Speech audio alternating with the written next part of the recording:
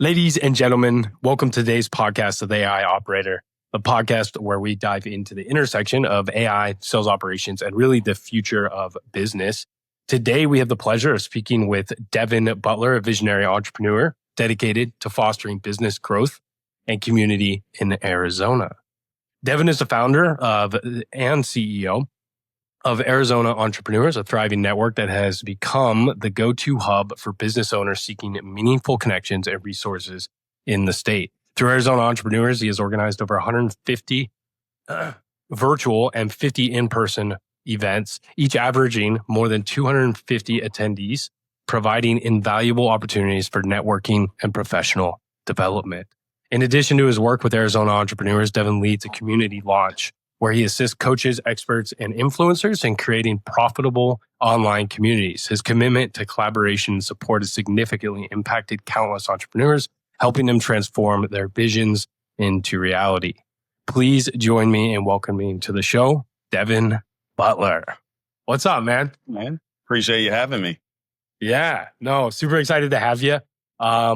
I know this was kind of a last minute thing. I asked Devin to come on about a week ago and he moved things around to be able to do so. So super appreciative for you, man. And as some of you may be able to tell, I'm coming off of a flu. This is my first time kind of crawling out of bed in like a week. So super blessed to be able to have this conversation. But how are you, man? How are things going? Things are going well. I'm excited to dive in. I know we had the chance to catch up a couple of weeks ago. Since then, you've been traveling, so it's been hard. You've been a hard man to get a hold of. But yeah, man, things are going well on all fronts with AZE, community launch, personal life. So I'm excited to dive in. Yeah, I can't wait to hear about community launch. I know that's something pretty new that you got going on. I got a little bit of an insider peek a couple weeks ago, but excited to hear what you can and may not be able to share. Right. But yeah, man, let's start at the beginning. I always love to hear about the journey that kind of led someone from where they were to where they're at today. And I know you have a really, really cool story about how you started this community and how I got connected with you in the first place. So let's start off by kind of taking it all the way back, man. When you were a kid, what did you dream of becoming when you grew up? Football player. Like that was the main football player. Okay. I wanted to be in the NFL. Like since I started playing football, which was a super young age. So I don't know, probably like second grade. Well, Pee Wee football. I don't even know what age that starts at. But yeah, ever since I was decent at football, I was like, man, I want to go to the league. So that was the first goal. And then things pivoted as I got older. What pivoted that? What made that pivot? So I same dream up until about my sophomore year of college. So I played college football out in Michigan at Davenport University. It's a D2 school out there.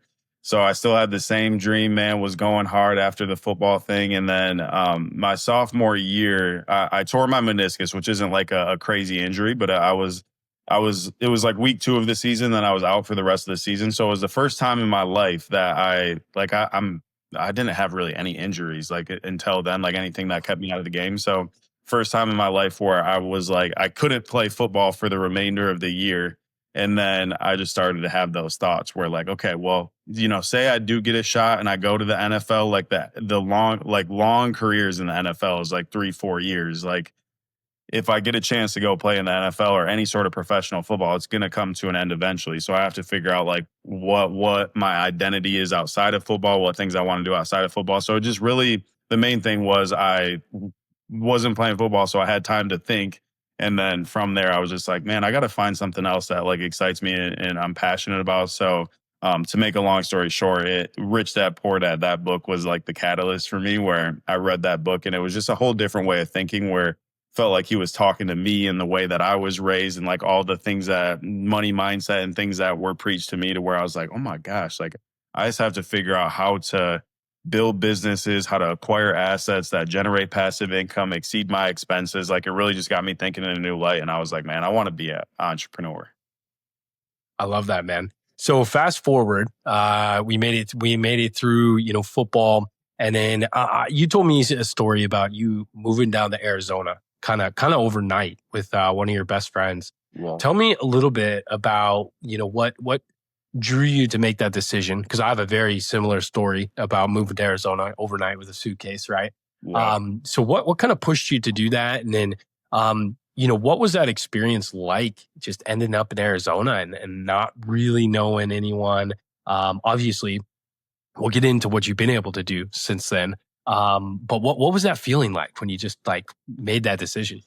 Yeah. So the reason I made the decision, so I was ready to get out of Michigan. Michigan's the Midwest in general, which I love it, and it's amazing to go back in the summer. So obviously the obvious is that it's cold out there, but outside of that, it's really just like blue collar, like just the overall vibe there. It didn't seem like there was a lot of expansion and growth and big things happening, big opportunities and connections. So it felt rather stagnant there. So I knew that I wanted to go somewhere warmer. I wanted to go somewhere that was growing, like a big city where there was opportunities, people who were thinking like me. And so I basically came out here on my senior year of spring break to visit one of my good friends, Adam. He was living out here at the time, and I ended up hitting up my buddy Tom. You know Tom really well, so I hit up Tom because we worked together in college, and we were talking about going somewhere different. And Yeah. I was like, man, Arizona's dope. Like we should make the move. I'll sign the lease right now if you're down. He's like, all right, man, just do it. He hadn't even been here or seen the place. Um, but to answer your question, as far as like the feeling of it felt like I was able to reinvent myself, like the version of myself back in Michigan compared to just like dropping down in Arizona. It's like I was able to create a new identity around like what I was stepping into, which was entrepreneurship. It was growth. It was like all the things that I wanted to become. So it was a very rewarding experience to be able to step out here and like build an entire new network and circle of the people that I wanted to be around and just like recreate myself to focus on the vision that I had. Yeah, I love that, man. And yeah, I do know Tom well. I had the blessing to be able to hang out with both of you actually in Medellin, Colombia back in 2024, which was, a great time. Obviously, an incredible entrepreneurial circle down there. Um, and yeah, Tom's a great guy. We'll have to see if we can have him on the podcast at some point too. Um, but yeah, reinventing yourself, man. That's a huge one. I know I was in a very similar boat when I came down here, and it just gave me that opportunity to be like, okay, like we can run in this direction or we can like just not, there's just one or the other, it didn't have so that's awesome, man. So when you got here, um I know you didn't know exactly what you were going to do. And then you kind of took this journey to which then became Arizona Entrepreneurs, which is, a pretty incredible story. Can you give us a little bit of background on, that, I guess, founding story? I've heard it multiple times, but obviously my listeners have not. So, once you landed, you decided to reinvent yourself, probably had no idea what that actually looked like, right? But you decided to take some action and then you noticed something that was missing, which for anyone out there that wants to be an entrepreneur, the easiest way to become an entrepreneur is to solve a problem that you see in the world, right? And like that is entrepreneurship at its basis. And Devin was able to recognize an issue that we had here in Arizona and now worldwide. I won't share too much about what you've got planned, but yeah, tell me a little bit about, that kind of hero's journey or that story of, identifying what that was and then actually taking action on it. Cause I think it's a really, really cool example of like finding a problem and providing a solution. Yeah, yeah, and I'll lead into that because it was a journey to get to that point of like having the idea to start Arizona Entrepreneurs and like what it consists of today. But like a lot of entrepreneurs, the beginning stages aren't glamorous. Like it's a struggle, it's a challenge. So for me and Tom, man, we were just moved out here. We tried to start a videography business as our first company, and we were not good videographers or video editors. Like we were just not that good at it. And we didn't even like doing it. So it's funny because we did like all these free video shoots for local companies. Like, hey, you guys mind if we come out and shoot a free video for you? But then we'd hit them up after like, you want to become a client. They're like, nah, like just ghost us. So after like 2-3 months of doing that, we're like, all right, let's close up shop here, man. This is not fun. And we both suck at videography. So it was just like trials and tribulations of like trying and I say that jokingly, but at the time it's like, man, am I like meant to be an entrepreneur? Like I was having a lot of like identity issues with that because it's like I have this big vision and dream of things that I want to accomplish, but there's nothing that shows as reality that it's actually working. So then me and Tom, we started a lead generation company for the home service space, like the home improvement industry, because we had worked a job doing that prior. And that was the first business where we, made a couple sales and we had some kind of revenue coming in. It probably wasn't a profitable business if I actually look at the P&Ls, but like we actually were like generating some sort of revenue from a business that we just created out of thin air. And it was like that, okay, that's some sort of evidence and something that is showing. And then shortly after that, I I was just looking to get connected with entrepreneurs because the epiphany that I had throughout both of those businesses is like, we know nobody out here. We don't have any coaches, mentors. We're literally just trying to figure out this entrepreneurship thing blind, but we don't have anybody teaching us the ropes or other people on a similar journey. It's just us two, and we know nothing about business. So I started to have that epiphany and realization that I need to get in rooms with entrepreneurs, with people who are higher level than me. I need to start to build a network and find people that I can level up and grow with. So full transparency, it wasn't like this crazy vision or idea where it's like, oh, I'm going to start Arizona Entrepreneurs. Like, yeah, I didn't have this dream and wake up one night that I was going to start that. I was looking around on social media to meet some other entrepreneurs here locally. So I just like typed in Arizona Entrepreneurs and Instagram. Like I figured there'd for sure be an account or a hashtag or something where I could just go follow a bunch of people and make some friends out here, but there wasn't an account. So I was like, all right, I'm going to obviously claim that. That sounds like a good Yeah. username. And like one thing led to another. Saw the LLC was available. And then like after just putting out some content and granted, like at the beginning, it was just me looking to make connections. So I was just reaching out to these big entrepreneurs and seeing if we could do like an entrepreneur highlight where we'd post like it was before collaborator reels. So it was literally just like a post and I would tag them and like highlight what they do in business. But just one thing led to another where eventually a lot of people started to reach out and they were looking for they basically just regurgitated exactly what I was saying in my own mind, like what I was looking for. They're like, dude, do you have any like opportunities to meet people, anything to grow or coaching, mentorship? So they were just saying all the things that I was looking for personally. And that was the realization for me where it was like there's something here and I need to go all in with creating a solution and providing a community for entrepreneurs to come together. Yeah, I love that, man. Now, like how you said, it wasn't like a grand vision right from the beginning, right? It was something that you kind of fumbled your way through, and I think that's where a lot of entrepreneurial stories begin. Is just that. It wasn't this super clear vision. It was you look at like Amazon, and they started as a bookstore, you know. Um, so that journey is always absolutely amazing to me, and I love how you just looked up the name and you're like, oh, that's a pretty good name. That's how I've got. I have the sales operator on like every platform, right? And like that's like one of my favorite like my companies that I have is like the sales operator, and that's what I've been and doing for a long time. And it was one of those I was like, oh yeah, someone has to have this, right? And Mhm. no Instagram, no TikTok, X was free, good domain was free. I was like, oh my gosh, okay. And the same with this podcast, so we have a school community that's the AI operator. And then we have this podcast, obviously, and all of those are available. So it's always nice when you get this idea and you want to put it into fruition, and you notice like no one else doing it yet. And you're like, oh wow, that's crazy. Yeah. I think it gives you that much more fuel to want to run with it, and do what you got to do. So um, but yeah, man, what a cool story. And obviously, like you said, the journey of an entrepreneur is not always the easiest, especially when you're in a new city. And I feel like a lot of people who are entrepreneurs, that is a situation they're in, right? Like they're either running towards something or away from something, and in both situations, like they're already lonely, and then they start a lonely journey. So it's amazing to be able to see the events and the people you have been able to put together, and the connections you have made, and the money that you've probably produced to other people because of those connections that you've been able to put together. And one of my favorite quotes is always, it's not the table you sit at, but the person who put the table together. Mhm. Right. And you are the person putting the table together. And I feel like that's a much more important role than being at a high value table. Mhm. Um, so I love that, man.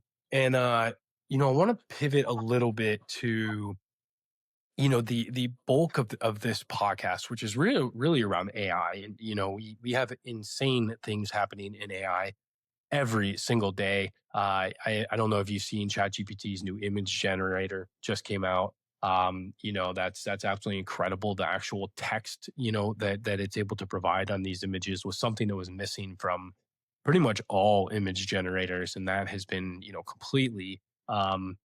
completely fixed, which is amazing. And it's really exciting times. But I see a lot of business owners right now almost shying away from AI because it's moving so quickly, right? And they're already kind of heads down. They're already a little overwhelmed with everything happening.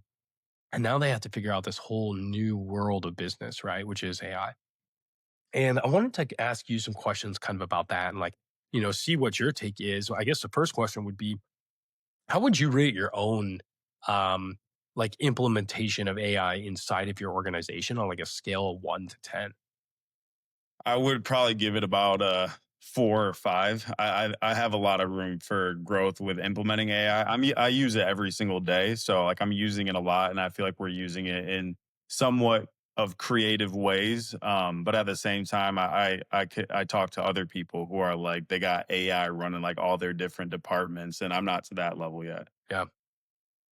Yeah, I love that, man. No, a 4 or 5 is pretty good. In general, I obviously you're on the younger side, and you're very innovative yourself, and I figured it would be on the higher part of the scale.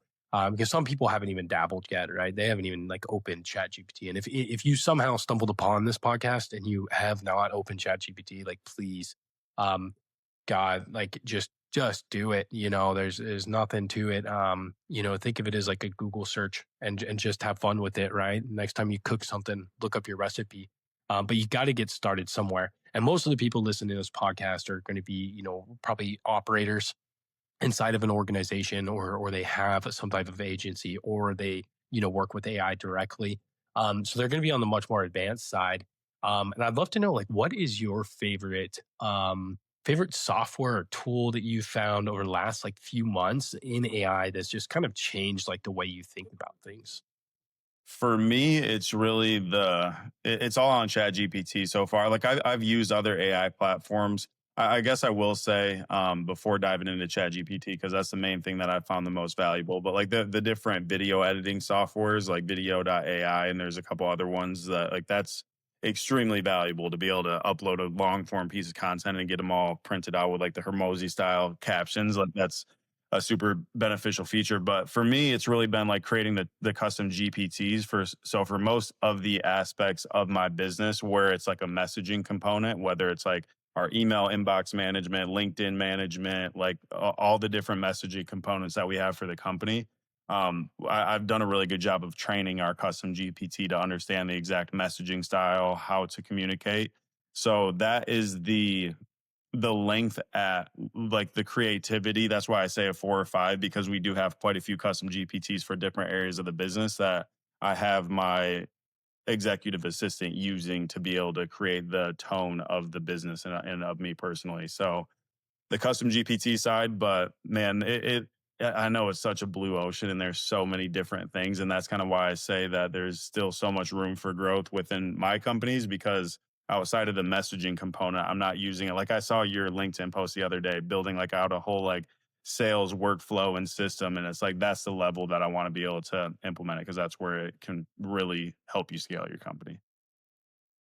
Yeah, I love that, man. And yeah, that LinkedIn post was pretty cool. It was for those who are listening, it was an N8N automation, basically, that works off of the call transcript. So it's able to take the call transcript and do everything from a buyer intent analysis to a marketing analysis to a call review within seconds of that call actually being hung up. And so there's some really amazing stuff you can do.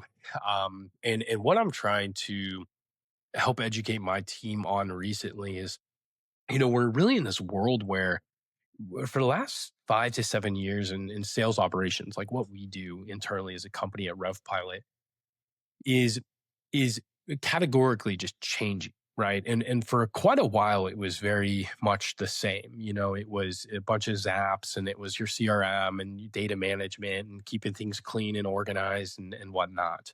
And what I've really seen in the last like 3 months was there are so many new things coming out that really could change how we even think about sales operations and the things that we can build as a sales ops team without having to use a bunch of third-party softwares like Gong and Attention.io and these other things where you get to sign a 12-month contract for an extended period of time and spend a bunch of money with each software. You have the ability to do this stuff on your own a lot of times, which is, really, really incredible. But the bottleneck I have seen, even with my team and what we worked on, for the last few months was like, we're only limited by our own creativity right now, and it used to be like, we would think of something and then we would think it through the normal like lens that we would, and then be like, I wonder if we could do something also with AI.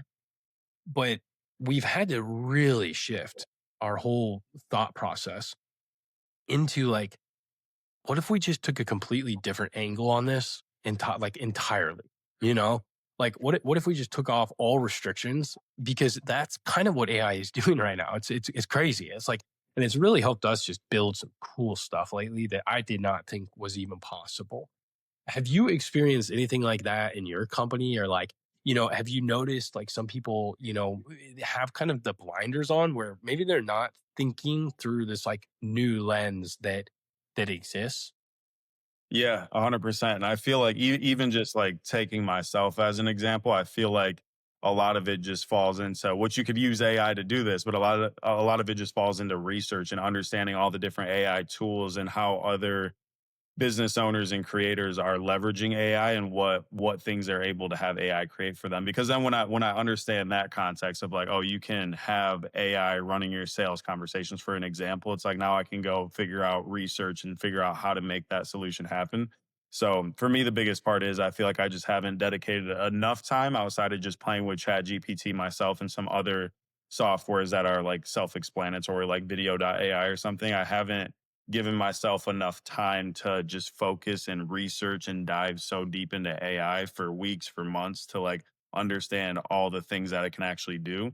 I think that's where I'm at. And I think that's where a lot of people are, to where they just don't fully understand the level of how they can implement AI into their business.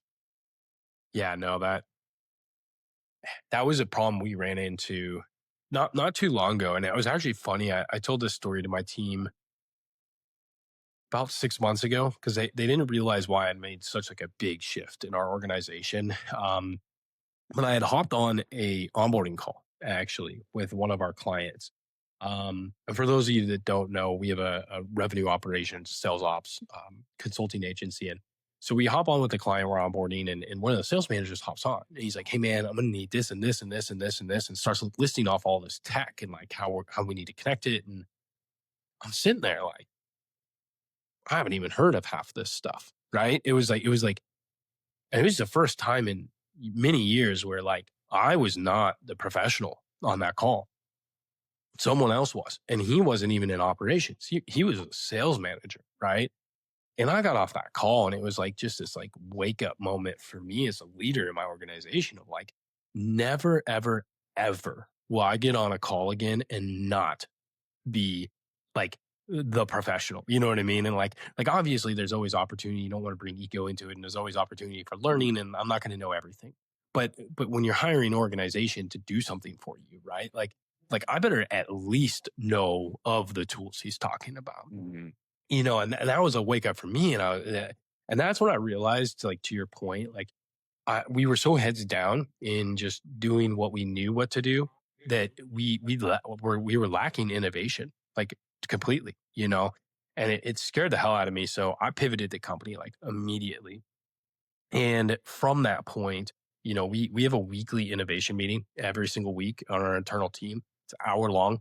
And we just discover, we played with Manus last weekend. I got early access to Manus and played with that. So yeah, the weekly innovation call has been like amazing because it's like really inspired my team to also go into that phase and start creating. And then yeah, it was like, man, like we had to have time blocked out on the calendar every single week for innovation, like, and research and development, especially in an organization like ours. So that was a game changer for us. And like this stuff that came of that so quickly was crazy, because all we needed to do is dedicate a little bit of time. But yeah, I get that, man. What would you say do you think is going to be the biggest like detriment of AI, or like if you were to like fear something about AI, right? What do you see that being in like the next, let's say like 12 months? This isn't like necessarily a big like this happens, everything changes, but it's kind of just a slow progression of AI, of social media, of all the different platforms. Like the biggest thing is I feel like it's going to get so good. Like right now, I feel like I could read a caption and have a good understanding or idea. Like, okay, that was written by AI. But at the same time, I feel like it's going to continue and continue to improve to where you're not going to know what is a real human being versus what AI is. And now with a lot of like the image and video side of AI that it can implement and create is insane, and it's going to continue and continue to improve. So I feel like the biggest detriment that I can think of is just it is making it so we can work so much more efficient as business owners. So that's extremely beneficial as a business owner. But I also feel like it's taking out the human component of a lot of businesses, of brands, of like everything that you see on social media. So that's the one thing I will caution against and say is that there still is a huge aspect of like us being humans and connecting as humans. And I don't want to see that completely shift to where now it's all just like validation on social media and AI and like to where it takes out the human component, which is what social media was created for in the first place, was to connect people. Yeah. Yeah, man, that is crazy. That is crazy, especially after I just mentioned the new image generator. And then you can take one of those and put them in, the 3D modeling and video platforms and turn that image into a video. Yeah. And you can't even tell the difference, if you do it correctly. So it is going to get crazy like that. And like, for me, it's kind of interesting when we talk about those specific items, because I think there's going to be two things that ultimately are going to happen. One is going to be this resurgence. We've seen it with social media over the last, few years, which is like a resurgence of like the need for authenticity, where you see these ebbs and flows of social media content. For example, the Alex Hormozy, right? And like everyone was doing Alex Hormozy style stuff. And then you started to see that it actually kind of started to disappear, right? And there was new types of captions and new types of videos. And it's because we got so overconsumed by that same material. Same with the talking head videos, man. Like, those have got like, I can't, and I have a pretty specific algorithm because of the clients we work with, and then also like the people I just like am surrounded by. But like I could scroll through Instagram for an hour and see 85% talking head, like, here's how you do something videos, and like I'm exhausted. I don't even go on Instagram half the time anymore. Like I go look at my surf videos. Like that's it, right? So I think there's going to be a resurgence of authenticity, which is going to be interesting, like how that comes out, because it is going to be different.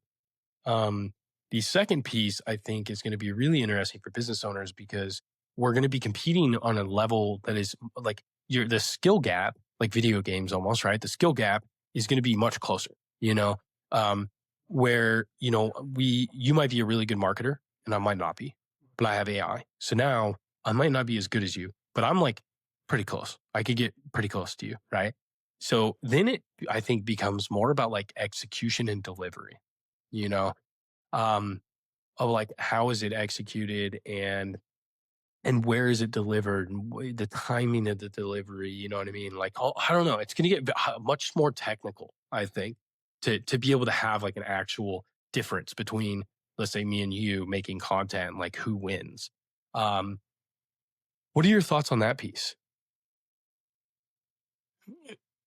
Man, it's it's hard to say, like to predict the future and exactly where it's going, but I would 100% agree that there's going to be a resurgence of authenticity, just because that's the one thing right now, whether it's like a newsletter that you're on or captions on social media, it's less of like the actual, like if you're creating an actual video, less of what you're saying that feels like AI, but more so like the written text of captions and everything. And then how it's evolving is soon that's going to be videos and pictures where it's like, is that an AI photo, or is that really Jordan on the beach right now? Or is it like, so I feel like the authenticity side of it is going to become extremely important, because that's human nature and humans want to connect with humans. So it's hard to say, man, where it's going to go, but you could look at both sides of it, like the detriment and the bad things that are going to happen with AI, because you definitely have to be cautious of that, because there is a lot there. But then in addition, on the positive side, there's so much positive with the efficiency, and even just now I was listening to Ryan Pineda podcast yesterday, and it's like by 2026, there's going to be no excuse to like creating a business and starting something and becoming successful, because you literally have all the resources and everything's at your fingertips, to where you could now, just with the level of AI, download all Hermosi's videos, throw them into GPT or into Claude, and then you got a Hermosi as your personal coach just using AI. Like there's so much that you can do, and I feel like it's gonna open up a lot of doorways, but it's also gonna create that authenticity piece that's missing. Yeah. Yeah, for sure. I'm really interested to see, even though we will have access to all this information, like how many people are like not going to do anything with it, and like, yeah, I've like got frustrated in the past, and like people were like, oh man, how do I like, how do I do, like what you're doing? I'm like, when you've watched me, you know what I mean? Like I've shared this with you as a friend for the last like 7 years, you know what I mean? You've done nothing, like, and I love those people to death still, but like, it's like the information was there. And like you said, we are in a time of, we have everything at our fingertips, and it's only becoming more and more. So I am really interested to see how many people like actually take advantage of that, or if like nothing really changes, and like the people who already took advantage of the information are still the people who take advantage, and then like everyone else just decides to just do nothing with it. It's like, I don't know, like, and I'm sure there's gonna be some change there, but like I am curious, like, is it even gonna make that much of a difference? Because it might not. Yeah, it's hard You to say. know, And I feel like, just like speaking about like business entrepreneurship in general, there is a specific person that being an entrepreneur is for, because regardless, it's still, as any business, like it's not easy. There's going to be challenges. So for those who are looking for more of the stability route, that probably won't change based off AI, but there is going to be a huge opportunity to make it a lot easier for businesses to become successful, because of the resources they have that used to all be gated behind like $10,000 programs and courses. Now all that stuff is like public information. yeah, for the person who's hungry, like it's game time. It's Yeah. game time. So, um, awesome, Devin. Well, I really appreciate this conversation, man. Incredible conversation as always, and um, I appreciate you sharing your insights and experiences. And I want to dive more into some of your other stuff that you got going on. Hopefully, we can do another podcast here soon and Yeah. chop it up a little bit about how the new offer is going.